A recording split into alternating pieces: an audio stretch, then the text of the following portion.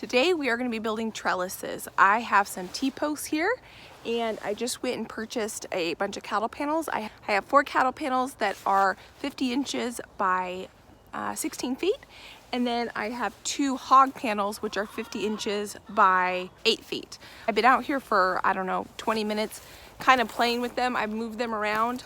I think I'm going to do 2 of the 16 feet by 50 feet cattle panels right along this edge. I marked 2.5 feet out, so I'm gonna have a 2.5 feet wide walkway, and I'm gonna put my tomatoes on these. I think I was gonna use these hog panels in my raised beds for my tomatoes.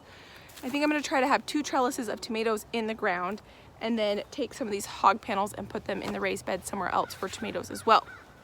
The really nice man at Lowe's was concerned with me buying this T-post pounder, and he gave a good tip.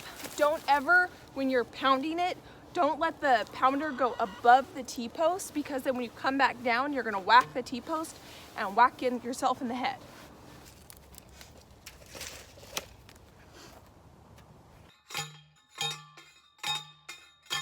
Yes, that is very precise measuring. I'm using the table to kind of get the base measure along the bottom, so I kind of make sure that they all start at the same spot. I know this is not the most precise way to do this. I should probably be measuring. When my husband watches this video, he is gonna cringe, but this works for me and I think they're gonna turn out fantastic. So this just might actually work. I had my doubts there for a minute. Oh my goodness, that was a struggle. So I just have some zip ties.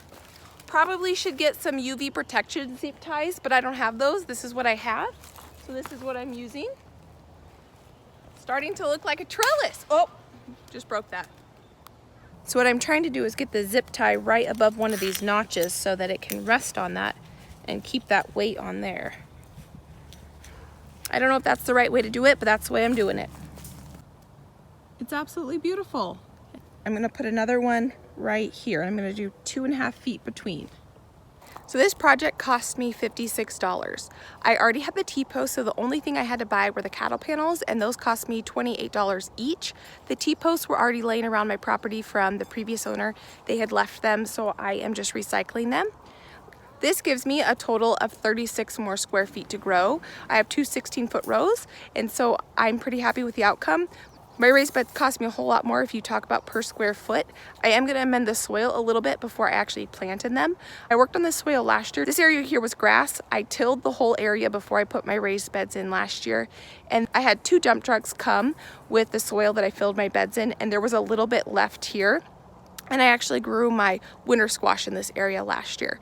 And so their soil is starting to be worked on. I put a big layer of wood chips on the fall there, but when I actually plant my tomatoes, I am gonna amend the soil in the areas they are planted. I really wanted to do this project last year actually, but I couldn't afford it. Last year at this time, I was laid off. I'm a dental hygienist, and when the pandemic hit, I was off work for 10 weeks. And so these cattle panels were just not in the budget. I made do with just the T-post. I stringed the T-post up, and then I worked religiously on just tying up my tomatoes. But the labor to tie up my tomatoes was a lot.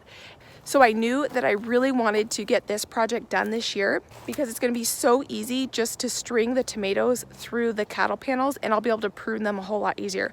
By the end of the growing season last year, pruning just got too difficult because everything was growing on top of each other. I were using the tomatoes to trellis the tomatoes, and it was just a mess. My goal with this is to keep the tomatoes a lot more pruned and organized. So what I think I might do with one of the other cattle panels that I have, the 16-foot, I might put an arch here and maybe try to grow some pumpkins or something here. Over in the back where my other back to Eden style garden is, I am going to be growing my corn, and I'm thinking I might put 2 of the hog panels, the 8-foot panels up, maybe growing some pinto beans on there. You guys, I couldn't be more thrilled with how these trellises turned out. Thanks again for hanging out with me in my garden. I hope this was helpful for you. Have a great night, guys. I'll see you next time.